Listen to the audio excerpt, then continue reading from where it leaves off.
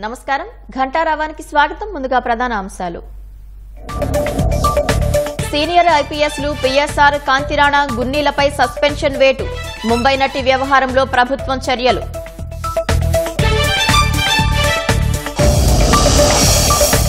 బెజవాడ పరిస్థితి మెరుగుపడిందన్న మంత్రి నారాయణ. మళ్లీ వరదంటూ వైసీపీ నేతలు కుట్ర చేస్తున్నారని ఆరోపణ.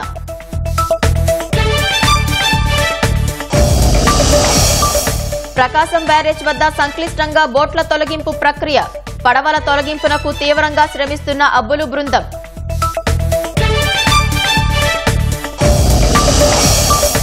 విశాఖలో మత్స్యకారుల బోటులో అగ్ని ప్రమాదం. 5 జాలరులు సురక్షితం.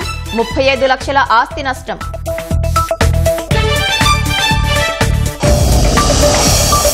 కర్నూలులో వైభవంగా గణనాథుల నిమజ్జనాలు. ఊరేగింపుగా గంగమ్మ ఒడికి చేరుకున్న లంబోదరులు.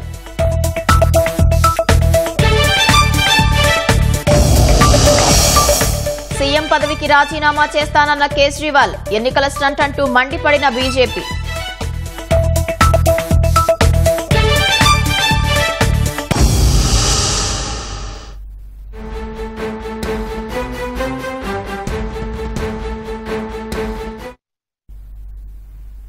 ముగ్గురు సీనియర్ ఐపీఎస్ అధికారులపై సస్పెన్షన్ వేటు పడింది. ఇంటెలిజెన్స్ మాజీ చీఫ్ పీఎస్ఆర్ ఆంజనేయులు, విజయవాడ మాజీ సిపి కాంతిరాణ తాత, ఐపీఎస్ అధికారి విశాల్ గున్నిని సస్పెండ్ చేస్తూ ప్రభుత్వం ఉత్తర్వులు జారీ చేసింది. ఈ ముగ్గురిపై ముంబై నటి వ్యవహారంతో పాటు పలు అభియోగాలున్నాయి. తప్పుడు కేసులో ముంబై సినీ నటిని అరెస్టు చేసి ఇబ్బందులకు గురిచేసిన వ్యవహారంలో కీలక పాత్రధారులుగా అభియోగాలు ఉన్నాయి. ఈ కేసులో ఆంజనేయులు, కాంతిరాణ, విశాల్ గున్ని చుట్టూ ఉచ్చు బిగిస్తోంది. ఐపీఎస్ అధికారులపైనే తీవ్రస్థాయి ఆరోపణలు రావడంతో డీజీపీ ద్వారకా తిరుమలరావు విచారణకు ఆదేశించారు. ఆయన ఆదేశాలతో విజయవాడ పోలీస్ కమిషనర్ రాజశేఖర్ బాబు ఇబ్రహీంపట్నం స్టేషన్లో ముంబై నటి, ఆమె కుటుంబ సభ్యులపై నమోదైన కేసు ఫైళ్లను పరిశీలించారు. కేసు నమోదు, దర్యాప్తులో అనేక లొసుగులు ఉన్నట్లు గుర్తించారు. వీటిపై నివేదికను రూపొందించి డీజీపీకి అందజేశారు. ఈ పరిణామాల మధ్య ముగ్గురు ఐపీఎస్లపై వేటు పడింది.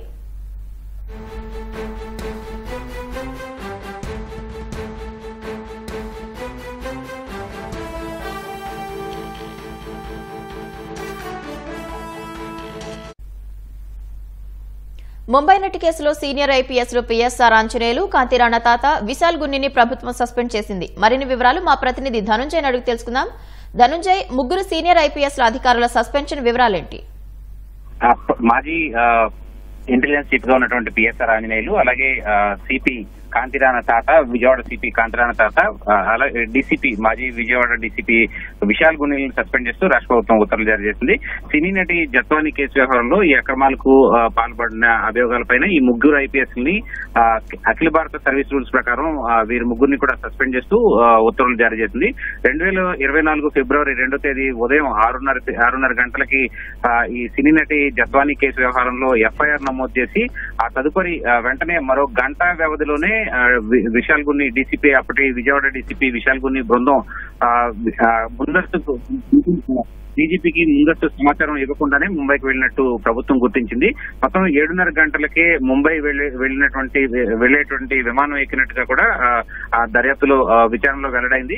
సినీ నటి జత్వానీ అరెస్టుకు సంబంధించినటువంటి అంశాన్ని డీజీపీకి సమాచారం ఇవ్వకుండా ఉండడం పైన ఈ అభియోగాలు అయితే నమోదయ్యాయి. మొత్తం ముంబైకి వెళ్లినటువంటి పోలీసుల బృందం, అప్పటి డీసీపీ విశాల్ గున్ని, అలాగే పోలీసుల బృందానికి కనీసం వారంతా కూడా టీఏడీఏలు సంబంధించినటువంటి బిల్లులు కూడా పెట్టకపోవడం అనేది కొంత అనుమానాలు తావిచ్చింది. దీనికి సంబంధించి ప్రాథమిక విచారణలో వెల్లడైనట్టు తెలుస్తుంది.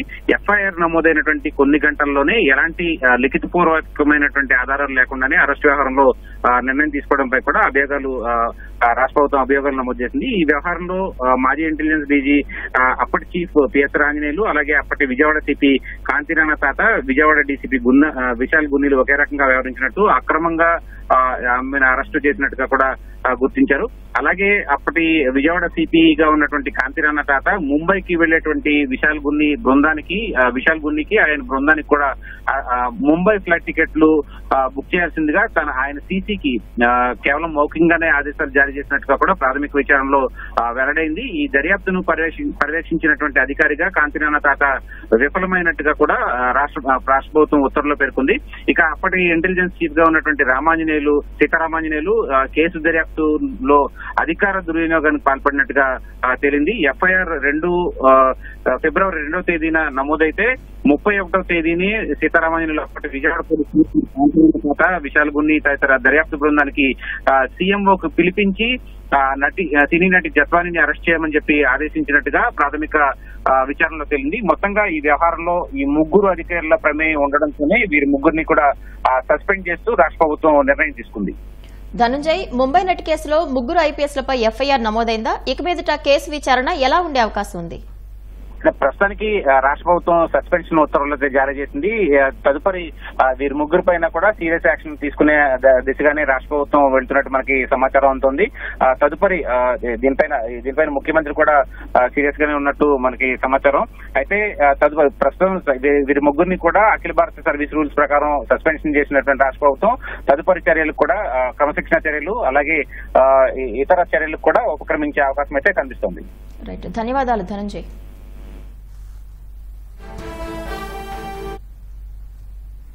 వరద ప్రభావిత ప్రాంతాల్లో మరోసారి మంత్రి నారాయణ పర్యటించారు. కండ్రికలో జరుగుతున్న పారిశుద్ధ్య పనులతో పాటు బాధితుల ఇళ్లకు వెళ్లి పరిస్థితిని మంత్రి పరిశీలించారు.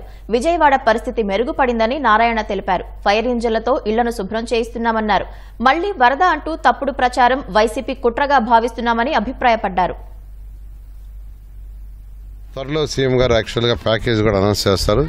ఎవ్వరు కూడా యాక్చువల్గా దాని గురించి అవసరం లేదు. నిన్న పుకార్లు చేశారు, ఏది వరద వచ్చేసింది మళ్ళా పోయిందని. నిన్న ఈవినింగ్ 7 గంటలకు నేను పేపర్లు టీవీలకు చెప్పా, అయిపోయింది తుఫాన్లు ఎక్కడా నీళ్ళు లేకుండా చేసామని. ఎందుకంటే నిజంగా లేకుండా చేసాం. సో ఇంకేదైనా ఇల్లు కడుక్కోవటం అది ఉంది, మిగతా చెప్పాను క్లియర్గా.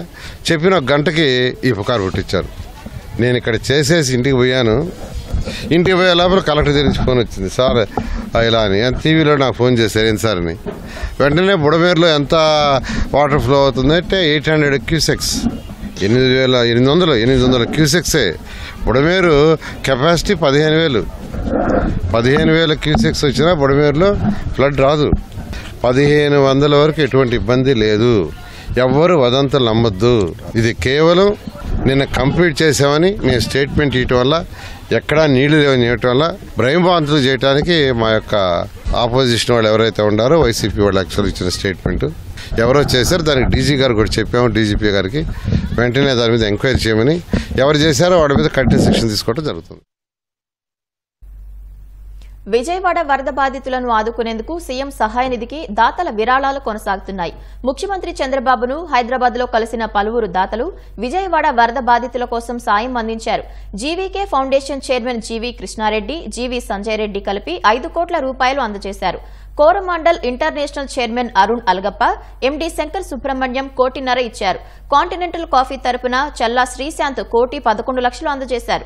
చల్లా రాజేంద్ర ప్రసాద్ ఫ్యామిలీ ఫౌండేషన్ తరపున Challa Ajitha, Trigeo technologies MD Vemulapalli Ashok, Vemulapalli Rohit, Laurus labs CEO Chava Satyanarayana, Nagarani 1 కోటి రూపాయల చొప్పున చంద్రబాబుకు చెక్కులు అందజేశారు. చలసాని చాముండేశ్వరి, శ్రీరామ్ 25 లక్షలు, అనంతపురం ఎంపీ అంబికా లక్ష్మీనారాయణ, నరసింహరావు చెరో 2 లక్షల రూపాయల విరాళం అందించారు. వరద బాధితుల సహాయార్థం ముందుకు వస్తున్న దాతలను చంద్రబాబు అభినందించారు. వరద బాధితులను ఆదుకునేందుకు దివీస్ సంస్థ 5 కోట్ల రూపాయల విరాళం అందించింది.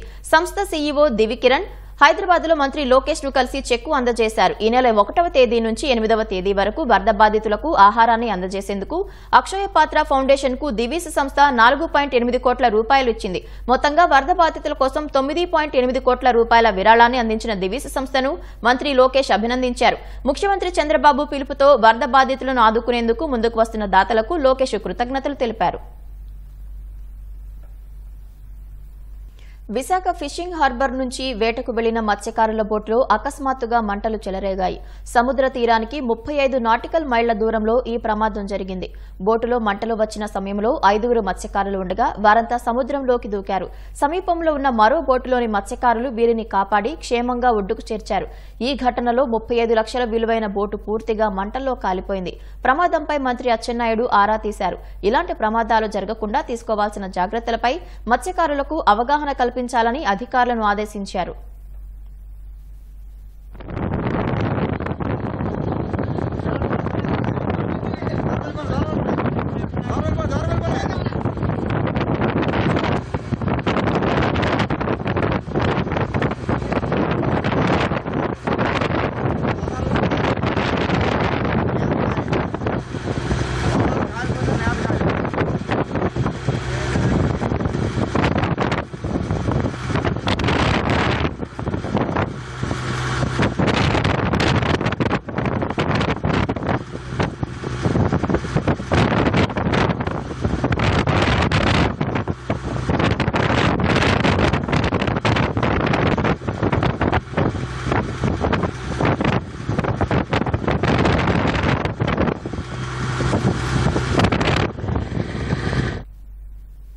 ప్రకాశం బ్యారేజ్ వద్ద బోట్ల తొలగింపు ప్రక్రియ సంక్లిష్టంగా మారింది.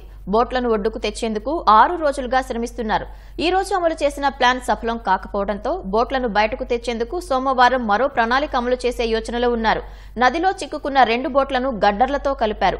బోట్లలో ఇసుక, నీరు నింపి బయటకు తెచ్చేందుకు చర్యలు తీసుకుంటున్నారు.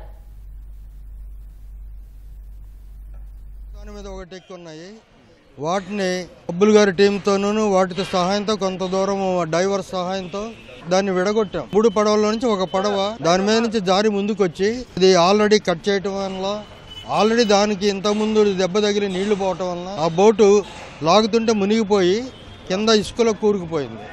అక్కడి నుంచి మనం ఇంతకుముందు ఉన్న మోడల్ రూమ్ దగ్గర దాదాపు 500 మీటర్ల డిస్టెన్స్లో ఒక పొక్లైన్ పెట్టి లాగటానికి ప్రయత్నం చేస్తున్నాము వైర్ రోప్తో. ఆ దూరం ఉండటం వల్ల అది ఆ బరువుని అంత దూరం నుండి లాగటం వల్ల ఎక్కువ శక్తి సరిపోవట్లేదు దానికి.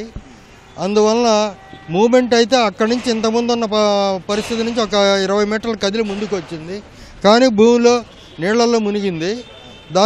అది ఇంకా దానివల్ల ఆ ప్రయత్నం ఇంకా సఫలం కాలేదు.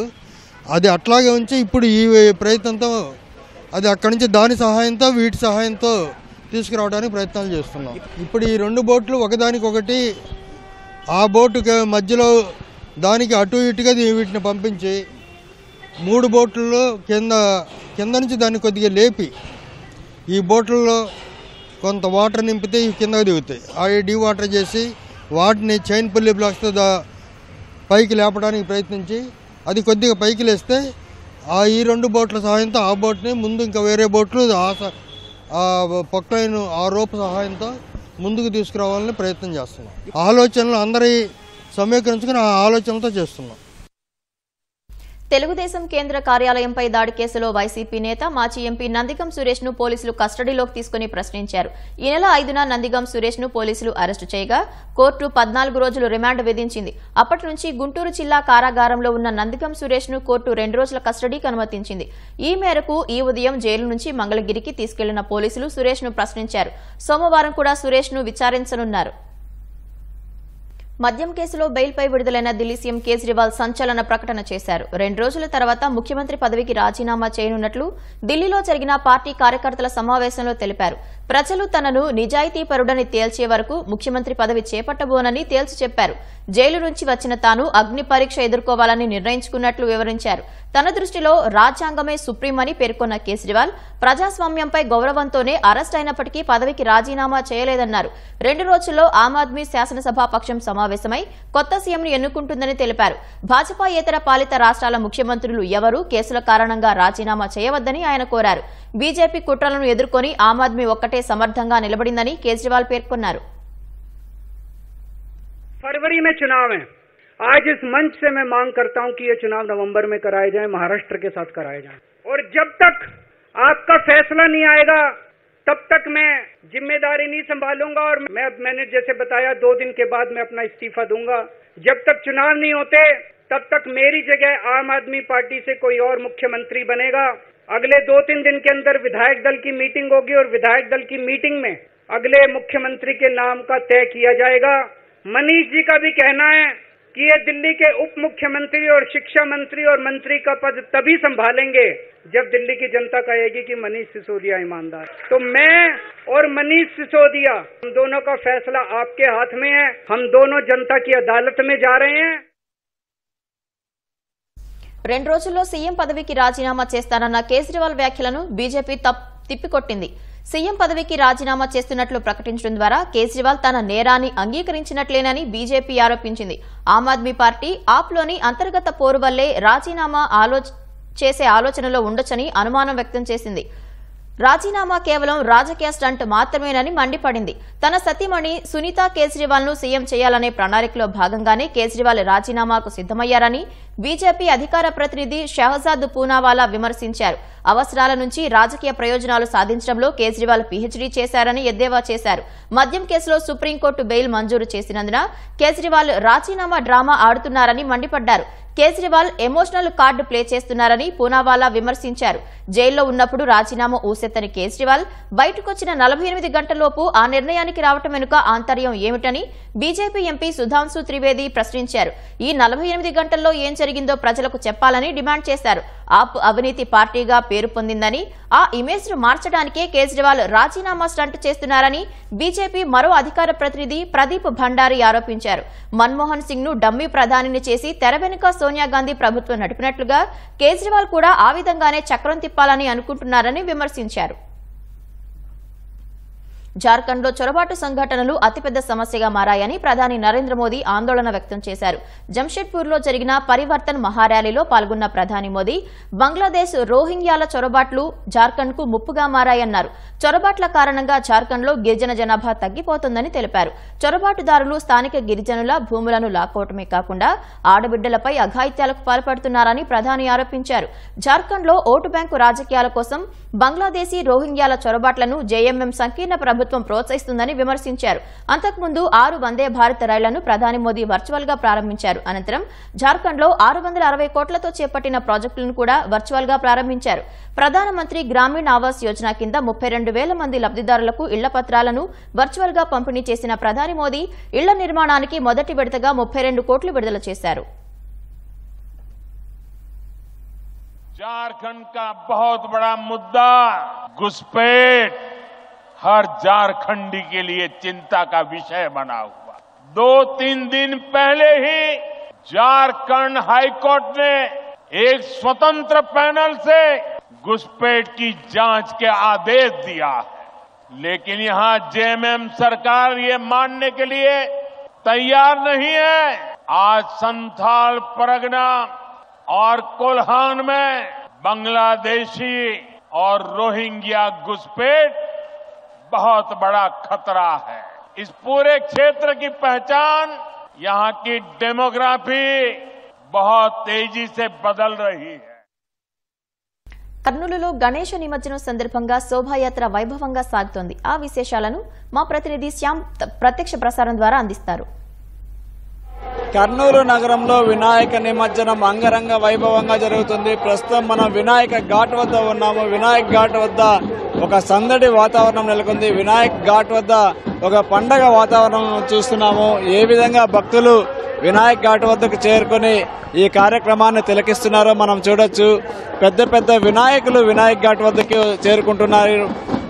మధ్యాహ్నం 2 గంటల నుంచి ఈ కార్యక్రమం ప్రారంభమైంది. ఉదయం 9:30 నుంచినే శోభాయాత్రలు ప్రారంభమైనాయి. మనం చూడొచ్చు వినాయక్ ఘాట్ వద్ద భారీ లైట్లు ఏర్పాటు చేశారు. ఈ విద్యుత్ దీపాల కాంతిలో ఈ నిమజ్జన కార్యక్రమాన్ని చేస్తున్నారు. మనం చూడొచ్చు వినాయక ఘాట్ వద్ద భారీ క్రేన్లు కూడా ఏర్పాటు చేశారు. ఈ భారీ క్రేన్ల సాయంతో వినాయకుల్ని నిమజ్జనం చేస్తున్నారు. ఈ నిమజ్జన కార్యక్రమం కోసం భారీగా భక్తులు తరలి వస్తున్నారు. వీటిని చూడటం అనేది ఒక అదృష్టంగా భావిస్తారు. వీటిని చూడటం అనేది పూర్వజన్మ సుకృతంగా భావిస్తారు. కర్నూలు నగరంలో ఎంతో మంది అన్ని మతాల ప్రజలు కలిసిమెలిసి జీవిస్తారు. కర్నూలు నగరంలో హిందూ ముస్లింలు ఎక్కువగా ఉంటారు. అయితే వీరందరూ కూడా బాయి బాయి అన్న చందంగా అందరూ కూడా ఐకమత్యంతో ఈ కార్యక్రమాలను నిర్వహిస్తారు. ఎక్కడా కూడా ఏ అవాంఛనీయ ఘటనలు జరగకుండా, ఎక్కడా చిన్న పొరపాటు కూడా జరగకుండా, ఎక్కడా కూడా ఏ ఇబ్బంది లేకుండా ఇప్పటి వరకు వినాయక నిమజ్జన కార్యక్రమం జరుగుతుంది. వినాయక నిమజ్జనం అంటే కర్నూలుకు ఒక పండగ వచ్చినట్లే. వినాయక నిమజ్జనం అంటే ఆ రోజు దీపావళి వచ్చినట్లుగా భావిస్తారు. వినాయక నిమజ్జనం అంటే హోలీ వచ్చినట్లుగా భావిస్తారు. వినాయక నిమజ్జనంలో అందరూ కూడా ఎంతో ఉత్సాహంగా, ఎంతో భక్తిభావంతో పాల్గొంటారు. వినాయక నిమజ్జనంలో పాల్గొనడం అనేది ఎంతో పవిత్ర కార్యంగా భావిస్తారు. ఉదయం నుంచి ఇదే సందడి, ఇదే ఉత్సాహం, ఇదే ఈ విధంగానే కొనసాగుతూనే ఉంది. ఈ ఉత్సాహం రాత్రి పొద్దుపోయే వరకు కూడా కొనసాగుతుంది. ఉదయం వరకు ఈ నిమజ్జనం జరిగే అవకాశం ఉందని చెప్పి అధికారులు చెప్తున్నారు. ఎందుకంటే వినాయక నిమజ్జనానికి కాస్త ఆలస్యంగా విగ్రహాలు వస్తున్నాయి. ఆలస్యంగా విగ్రహాలు వస్తుండటంతో కాస్త స్లోగా, నెమ్మదిగా ఈ నిమజ్జన కార్యక్రమం జరుగుతుంది. ఇంకొద్దిగా స్పీడప్ చేయడానికి అధికారులు చర్యలు చేపట్టారు. అయినా కూడా ఎందుకంటే భక్తుల్ని ఎవరిని కూడా ఆపడం కానీ లేకపోతే త్వరగా పొమ్మని కానీ చెప్పలేరు. భక్తులకి ఏ విధంగా ఎలాంటి ఇబ్బంది లేకుండా, భక్తులకు అసౌకర్యం కలిగించకుండా ఈ కార్యక్రమాన్ని నిర్వహిస్తున్నారు. మనం చూడొచ్చు ఇలాంటి సందడి ఎక్కడా కూడా రాష్ట్రంలో కనిపించదు, కేవలం కర్నూలులోనే కనిపిస్తుంది. కర్నూలులో ఈ కార్యక్రమాన్ని తిలకించేందుకు వివిధ ప్రాంతాల నుంచి పెద్ద ఎత్తున ప్రజలు వస్తారు. ఈ కార్యక్రమాన్ని తిలకించి వినాయకుడిని చివరిసారిగా దర్శనం చేసుకుని నిమజ్జనం చేస్తారు. ఈ దర్శనం చేసుకోవడం, నిమజ్జనం చేయడం అనేది ఒక పవిత్ర కార్యంగా, గొప్ప కార్యంగా భావిస్తారు. సంవత్సరానికి ఒక్కసారి మాత్రమే వచ్చే ఈ కార్యక్రమంలో ఎంతో మంది, వేలాది మంది భక్తులు పాల్గొంటారు. సుమారుగా 10 లక్షల మంది ప్రజలు ఈ కార్యక్రమంలో పాల్గొంటారని అంచనా వేస్తారు. మనం చూడొచ్చు వినాయక ఘాట్ ఏ విధంగా విద్యుత్ దీపాల వెలుగులో తణుకులీలుతోంది, విద్యుత్ దీపాల వెలుగులో దగదగ మెరుస్తోంది. ఈ కార్యక్రమంలో మనం చూడొచ్చు వినాయకులు, భారీ వినాయకుల్ని ఈ విధంగా నిమజ్జనం చేస్తున్నారు. మొత్తానికైతే కర్నూలు నగరంలో సందడైతే కొనసాగుతుందని చెప్పొచ్చు. కర్నూలు నగరంలో ఒక పెద్ద పండగ జరుగుతుందని అయితే చెప్పొచ్చు. ఒక దీపావళి పండగ జరుగుతున్నట్లుగా ఉంది. అన్ని రకాల పండుగలు ఒక్కసారిగా వచ్చినట్లుగా మనకు కనిపిస్తుంది. మొత్తం ప్రజలందరూ కూడా ఉత్సాహంగా, ఎంతో భక్తి శ్రద్ధలతో ఈ కార్యక్రమంలో పాల్గొంటున్నారు. ఇది ప్రస్తుతం కర్నూలులోని తాజా పరిస్థితి. కెమెరామెన్ శేషుతో Shyam, ETV news Kurnool. Over to studio. గజానన పద్మార్కం గజానన మహర్నిశం అనేకదం తం భక్తానాం ఏకదంతముపాస్మహే